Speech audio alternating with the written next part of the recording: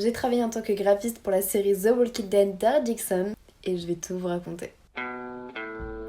Comme c'est étrange. Salut à tous, j'espère que vous allez bien. Aujourd'hui on se retrouve pour une vidéo où je vais vous présenter mon travail dans le spin-off de la série d'apocalypse de zombies The Walking Dead créée par Frank Darabont. Cette fois-ci, elle met en avant l'un des personnages de la série, Daryl Dixon, qui se retrouve échoué en France. Le projet s'est lancé en août 2022 et à l'époque j'étais stagiaire conventionnée. Je suis restée que 3 semaines au sein de la production, donc malheureusement j'ai pas vu le début du tournage, c'est un peu ce que je reproche à ça, mais rentrée oblige, j'avais pas le choix de reprendre les cours.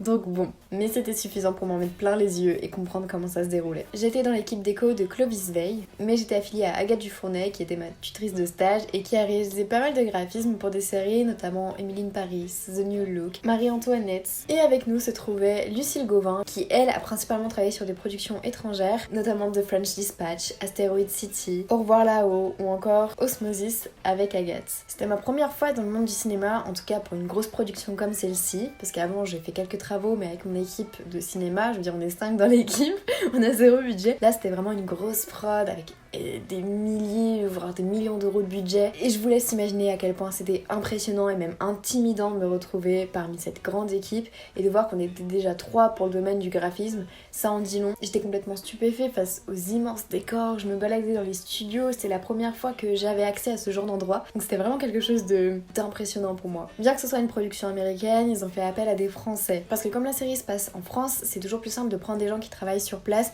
plutôt que de rapatrier des gens ou faire envoyer des projets. Faut toujours être réactif, il y a toujours des changements de dernière minute, donc c'est bien qu'on soit sur place. Il y a eu plein de moments où nous, Français, on a dû changer des choses au scénario parce que c'était écrit avec un recul américain et en France, il y a des choses qui se passent pas comme en Amérique, donc on a pu justement faire des modifications, en tout cas nous pour nos objets graphiques, par rapport à ce qui est plus probable en France plutôt qu'en Amérique. Bon, je vais pas vous expliquer comment se passe un projet au cinéma, je le réserve pour d'autres vidéos, vous en faites pas. Mais je vais arrêter de blablater, je vais tout de suite vous raconter ce que j'ai pu réaliser pour la série. J'ai commencé à recevoir le scénario en amont, quelques semaines avant d'intégrer l'équipe. J'ai dû le lire attentivement. Le voilà, mon petit bébé. Vous pouvez voir qu'il y a mon nom dessus parce que vous pouvez vous en douter, c'est des choses ultra confidentielles. D'ailleurs, on signe des papiers et tout avant d'entrer dans l'équipe. Et en fait c'est tout simplement parce que si un jour il y a une partie du scénario qui fuite, on sait de qui ça vient.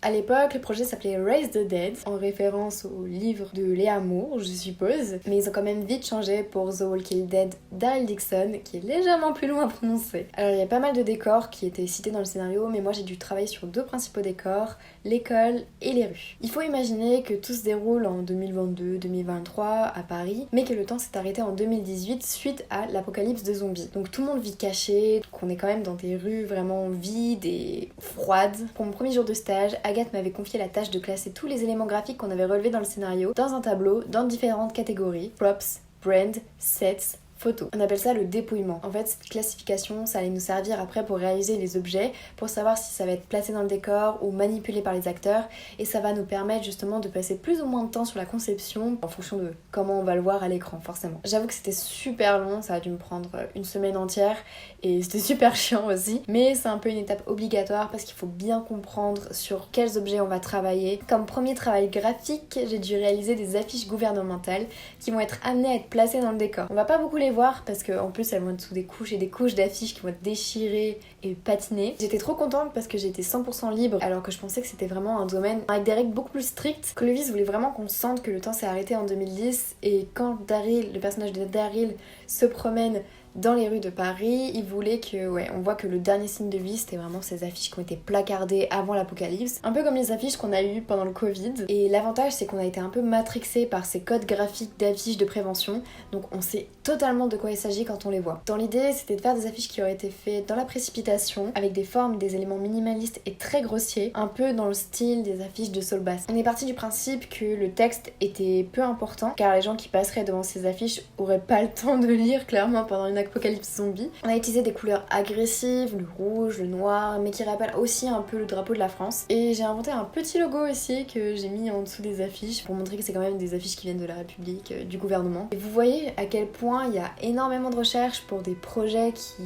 finalement vont être à peine vus à l'écran. Et je trouve ça vraiment impressionnant en fait de voir tous les détails auxquels on doit penser pour des choses que le spectateur va même pas calculer. J'ai également dû réaliser un props, un accessoire de jeu, et je pense que c'est la chose que j'attendais le plus. Parce que c'est ce qui va être amené à être manipulé par les acteurs, et donc on va davantage le voir, et il y aura plus d'importance qui vont être données à cet objet. J'ai dû réaliser 2 boîtes de metformine, qui est un médicament pour le diabète, qu'on va retrouver dans le bureau de la directrice de l'école. J'ai dû reprendre des codes qu'on retrouve sur les boîtes des médicaments français, inventer des noms de médicaments, prendre en compte les éléments qui n'existaient pas encore en 2010. Dites-moi ce que vous en pensez. Je trouve que l'illusion est quand même pas mal et je suis assez fière de moi. J'ai dû construire ces boîtes avant qu'elles soient validées et envoyées en impression.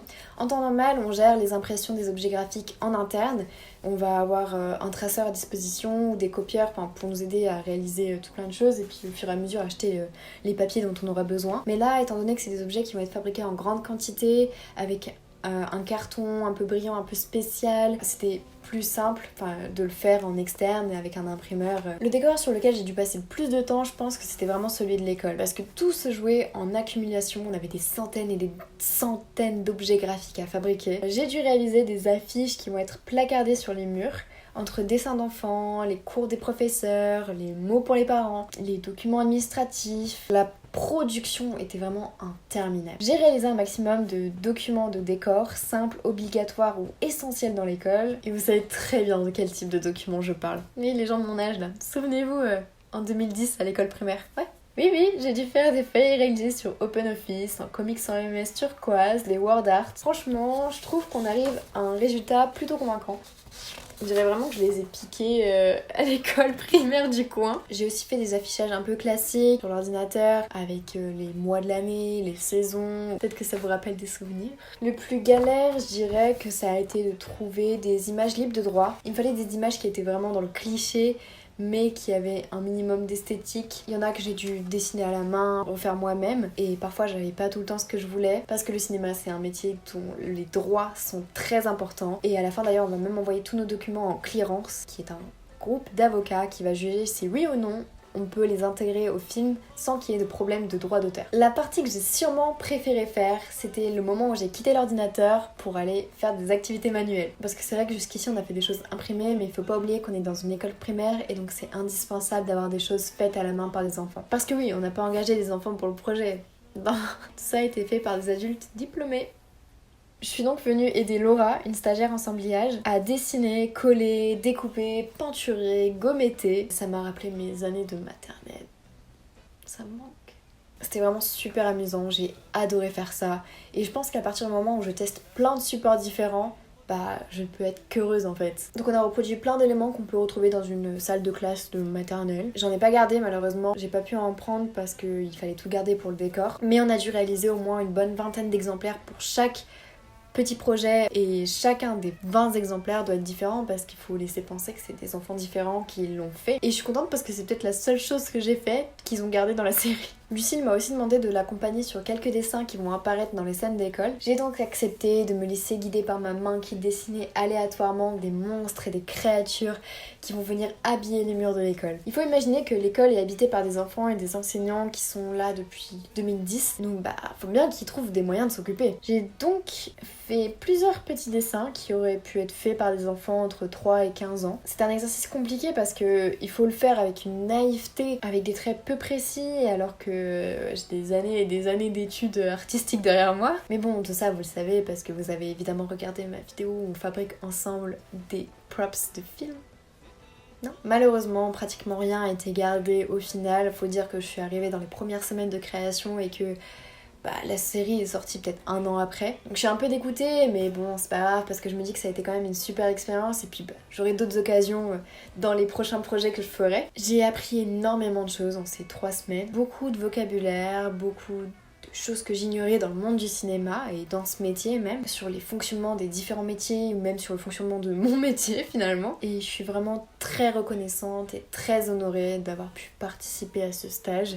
C'était vraiment une expérience incroyable, un monde auquel j'aurais jamais pensé avoir accès. De voir toutes les étapes de construction, les décors qui prennent vie peu à peu, c'est quelque chose qui m'a vraiment passionnée et que je continue d'apprécier. Et c'était vraiment totalement fou en fait. C'était vraiment très enrichissant et j'espère que j'aurai l'occasion de faire d'autres projets. Surtout si je veux en faire mon métier, c'est quand même mieux. Et puis j'espère que j'aurai l'occasion de montrer ça dans des vidéos, peut-être pourquoi pas sous forme de vlog ou d'autres présentation où on parle comme ça face à face, enfin plutôt moi contre une caméra. En tout cas, merci beaucoup d'avoir regardé cette vidéo, j'espère qu'elle vous a plu et qu'elle vous aura intéressé. Et j'espère vous retrouver bientôt sur la chaîne pour d'autres vidéos liées au backstage des cinémas. En tout cas, c'est un peu le thème que j'essaye d'aborder sur ma chaîne, ça et la fiction, le lien entre la fiction, la réalité, bref. En tout cas, merci d'avoir regardé celle-là et à bientôt!